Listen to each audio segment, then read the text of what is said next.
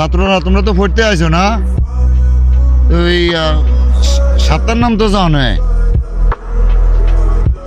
সাতটার নাম তো আর মুখস্থ লাগবে না, মাসের নামটা তোমরা মুখস্থ করো। জি হুজুর বলেন। প্রথম তো বাংলা মাসের নাম হলো অগ্রহণ পৌষ, এই দুটাই পড়ো, এই দুটাই পড়ো। অগ্রহণ ফুস, অগ্রহণ ফুস, অগ্রহণ ফুস।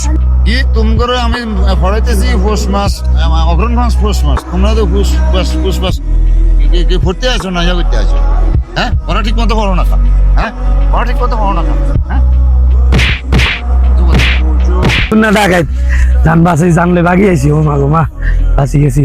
হুজুর হুজুর কি তো হয়েছে? আপনি যেন হেরে মারতেছেন এভাবে ছোট ভাই, ছোট ভাই দিকে মারছো আপনি কাহিনী দাম দেখলে মারে দিয়ে আপনার আপনার বাইরে আমি ফড়া দিলাম যে তুই অগ্রহণ মাস পৌষ মাস, এ ভরে ফুসফাস আপনার বাইরে ফড়া ভরে ভরা না ফেললে মারবো না। না আপনি যদি আপনার বাইরে যদি না আপনার বাইরে যদি না ফড়া নিয়ে যান, আমি এ চাকরি করবো না।